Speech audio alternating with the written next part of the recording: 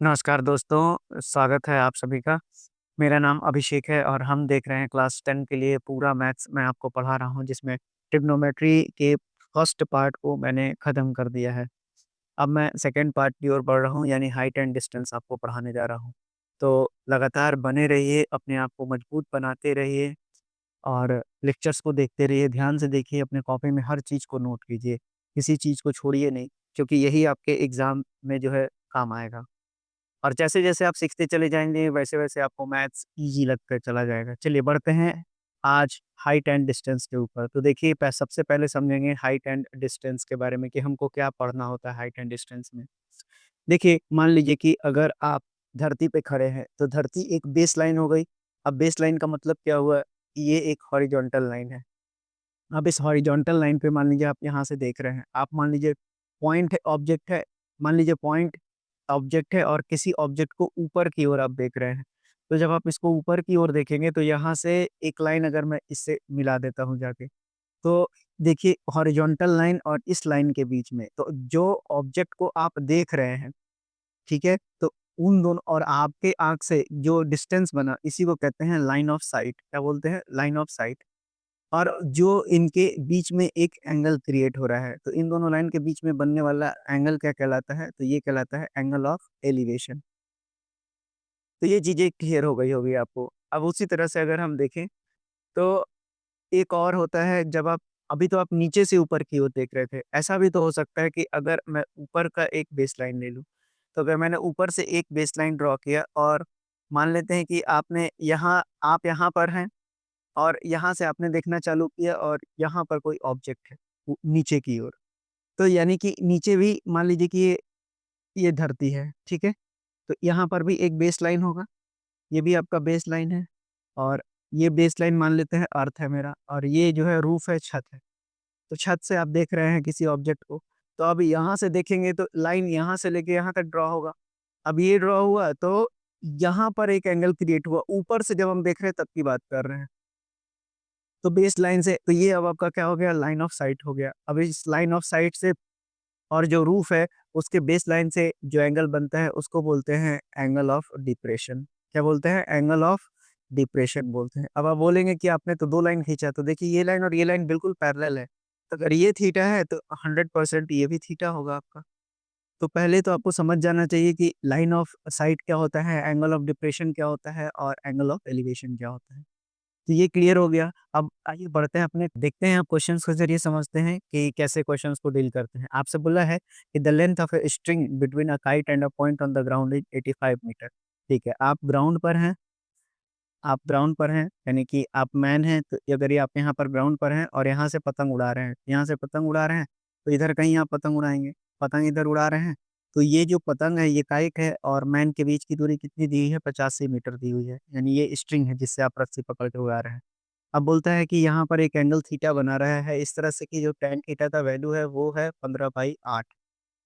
अब अगर 15/8 दिया हुआ है तो आपको बोला है कि हाइट बताइए, height of the kite from the ground यानी कि ग्राउंड से काइट कितनी ऊंचाई पर उड़ रहा है ये आपसे पूछा गया है। तो कैसे बनाएंगे आप? अब देखिए तो मैंने एक हाइट लगा दिया 90 डिग्री पर यहाँ से। तो यानी कि अगर मैं इसको ए ले लेता हूँ, तो आपसे ये एच मीटर पूछा है कि कितना हो जाएगा? तो देखिए टैन थीटा की वैल्यू जो है अगर 15/8 है, तो टैन थीटा कितना होता है? Base upon hypotenuse. ये आपका हाइपोटेनस है, ये आपका परपेंडिकुलर है और ये आपका बेस है। तो बेस को अगर मैं 15x लेता हूँ और बेस को 15x सॉरी टैन थीटा आपका कितना होता है? तो टैन थीटा की वैल्यू होती है p/b। अब आपके पास p कितना है? तो ये हो गया 15x और b कितना हो गया? 18x 8x। तो यानी कि हाइपोटेनस कितना आना चाहिए? ये हो गया 15x का स्क्वायर और ये हो गया 8x का स्क्वायर। तो यानी कि कितना हो जाएगा ये? 15 का स्क्वायर 225 एक्स स्क्वायर और ये हो जाएगा 64 एक्स स्क्वायर। तो ये कितना हो जाएगा? 6 दूँ 8 यानी कि 289 एक्स स्क्वायर आ गया यानी कि 17 एक्स इसकी वैल्यू आ गई। अब देखिए अगर h की वैल्यू मेरे पास 17 एक्स है और एक h की वैल्यू कितनी दी हुई है? 85 मीटर दी हुई है। तो 17 एक्स तो कितना हो जाएगा? 17 पचे 85 यानी x की वैल्यू कितनी आ गई? 5 आ गई। अगर x 5 आ गया तो बेस मेरा कितना था? बेस 8x था, 8 गुना 5 कितना आ जाएगा? ये 40 आ जाएगा, 40 मीटर। और h अगर हमसे पूछा है तो h कितना हो जाएगा? यानी h परपेंडिकुलर है और परपेंडिकुलर 15x है, तो 15 गुना 5 यानी कि 75 मीटर आंसर हो जाएगा। अब हमसे यही तो पूछा गया था सवाल में, ये कितना होगा हाइट? तो ये हो जाएगा 75 मीटर। तो इस सवाल का सही उत्तर क्या हो गया? 75 मीटर। आई होप आपको बहुत अच्छे से समझ में आ गया होगा। चलिए देखते हैं अपने अगले सवाल पे, जहाँ आपसे बोला गया है कि एक लैडर है, तो लैडर वॉल के ऊपर खड़ा है। तो मान लीजिए ये बेस है, इस बेस के ऊपर एक वॉल है, ये आपका वॉल हो गया। अब यहाँ पर सीढ़ी कैसे, यहाँ पर सीढ़ी लगा हुआ है इस तरह से, यानी कि ये आपका अगर लैडर है, ये आपका वॉल है, ठीक? ये आपका बेस लाइन है, तो ये मान लीजिए एबीसी है। तो आपसे कहा है कि जो लेंथ ऑफ लैडर है ये दिया हुआ है 15 मीटर, और जो आपका लैडर है वो एंगल बना रहा है 60 डिग्री वाल से। तो वाल तो आपका ये है ना, तो 60 डिग्री यहाँ से ये बना रहा है, और ये 60 डिग्री बना रहा है, ये 90 डिग्री है, तो ये कितना हो जाएगा आपका? 30 डिग्री हो जाएगा। अब 15 और हाइट ऑफ द वाल आपसे पूछा है, तो 15 और एच में क्या रिलेशन बनेगा? तो एच बाई 15 कितना हो जाएगा आपका? परपेंडिकुलर और अपॉन हाइपोटेनस, जो कि साइन की वैल्यू है, तो यानी कि साइन 30 डिग्री हो गया, क्योंकि मैंने इसको बेस एंगल माना है। तो साइन 30 की वैल्यू 1/2 हो गया, तो ये हो गया h बाई 15। तो h की वैल्यू कितनी हो गई? 15/2 यानी कि 7.5 मीटर। इस सवाल का सही आंसर हो जाएगा। आइए बढ़ते हैं अपने अगले सवाल पे, जहाँ आपसे बोला है कि एक टावर है 30 मीटर हाई है, जो कि शैडो कास्ट कर रहा है 10√3 metre long on the ground. तो एंगल ऑफ एलिवेशन सन से बोला है। देखिए, आपका मान लीजिए कि ये एक दीवार है, ठीक है? एक टावर है, सॉरी। तो अगर ये टावर है, तो अगर मेरा सन जो है इधर है, ठीक है? ये मेरा सन है। अब सन अगर इसके ऊपर रे पड़ेगा तो ये क्या करेगा? ये इस तरह से ऐसे झुक जाएगा। तब अगर ये झुकेगा तो ये इस तरफ की ओर नीचे इस तरह का नज़र आएगा धरती पर, ठीक है? तो ये इसका क्या बन रहा है? ये इसका शैडो बन रहा है। यानी ये टावर है तो टावर का शैडो बन रहा है ये। अब बोलता है कि 30 मीटर टावर का हाइट है, और जो शैडो है वो 10√3 मीटर का बन रहा है। तो आपसे बोलता है कि what is the angle of elevation of the sun? तो सन का एंगल ऑफ एलिवेशन क्या बनेगा?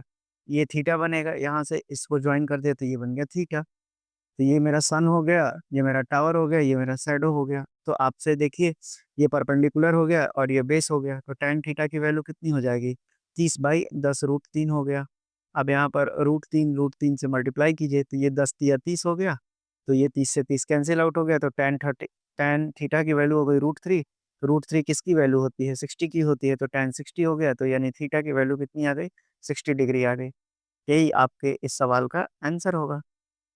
आइए बढ़ते हैं अपने एक अच्छे से सवाल पे। देखिए, आपसे बोलता है कि the shadow of a tower standing on a level ground is found to be 30 metre longer when the sun altitude is 30 degree then it when it was 60 degree. तो find the height of the tower. देखिए, कहता है कि मान लीजिए कि ये ground है, ग्राउंड के ऊपर एक टावर खड़ा है, ठीक है? अब इस अब आपको बोला क्या गया है? पहले तो ये आप देखते चलिए कि ये हो गया, आपको टावर हो गया, ठीक है? अब शैडो का tower standing on the level ground is found to be 30 metre longer when the sun altitude is 30 degree then when it was 60 degree. कहता है कि 2 कंडीशन दिया हुआ है आपको। पहले मैं आपको ड्रॉ करके बता देता हूँ। देखिए, सबसे पहले सन का 30 डिग्री पर जब सन का 30 डिग्री पर बन रहा था एंगल ऑफ एलिवेशन, तो उस समय से 30 मीटर लंबा था, जबकि वो 60 डिग्री था। यानी कि शैडो जो, मान लीजिए कि ये शैडो जो था आपका, ये टावर है और ये टावर का जो शैडो बन रहा था कितने पर? 60 डिग्री पर। तो 60 डिग्री पर जितना बन रहा था उससे 30 मीटर जो 30 डिग्री पे बन रहा था वो ज़्यादा था। मुझे नहीं पता कि ये कितना मीटर बन रहा था, ये मुझे मालूम है कि एक्स मीटर बन रहा है। और height of the tower h है। अब मैं मान लेता हूँ कि ये a है, ये b है, ये c है और ये d है। तो अब अगर मैं ट्रायंगल ABC में अगर मैं tan 60 लगाता हूँ तो ये आपका कितना बनेगा? h/x बनेगा। तो h/x की वैल्यू कितनी हो गई? √3 हो गई। यानी h की वैल्यू कितनी आ गई? √3x आ गई। अब उसी तरह से अगर मैं ट्रायंगल देखता हूँ, बड़ा वाला ट्रायंगल, यानी कि ABD में, क्योंकि 90 डिग्री सिर्फ यही बन रहा है। तो यानी कि अगर मैं tan 30 लगाता हूँ तो ये कितना बनेगा आपका? ये बनेगा h/30 प्लस x। अब आपको tan 30 कितना होता है? 1/√3 होता है। h को रहने दीजिए क्योंकि h निकालना है आपको। अब 30 और x की जगह आप कितना रख दीजिए, x की जगह आप रख दीजिए h/√3 रख दीजिए, ठीक है? अब ये कितना है 1/√3 और ये कितना है h बाई, अब एलसीएम लेंगे तो ये बन जाएगा 30√3 प्लस h और डिवाइडेड बाई √3। अब देखिए फिर से आपको सिखा रहा हूँ, ये हो जाएगा 1/√3। अब ये h डिवाइडेड बाई था कितना 30√3 प्लस h/√3, ये ऐसा था। तो यानी कि 1/√3 की वैल्यू कितनी हो जाएगी आपके पास अब, h multiply by √3/30√3 plus h हो जाएगा ये। अब देखिए 3h की वैल्यू कितनी हो गई 30√3 प्लस h हो गई, 2h की वैल्यू कितनी हो जाएगी 30√3, यानी कि 2 15 30 हो जाएगा। तो h की वैल्यू कितनी आ गई 15√3 आ गई। अब 15 को 1.73 से गुना कर दीजिए, तो ये आपका कितना आ जाएगा, इसको नीचे 100 लीजिए फटाफट, 15 तिया 45, 15 सत्ते 105 और 4 109, 15 और 10 25, तो 25.95 मीटर इस सवाल का सही आंसर हो जाएगा। आइए देखते हैं एक और अच्छे क्वेश्चन को। आपसे बोला है कि from a point O on the ground the angle of elevation of the top of a tower is 30 degree. देखिए आपके पास ये ग्राउंड है, ग्राउंड के ऊपर एक टावर खड़ा है। अब टावर से जो एक एंगल ऑफ एलिवेशन है वो कितना आपको बन रहा है, ये बन रहा है आपको 30 डिग्री।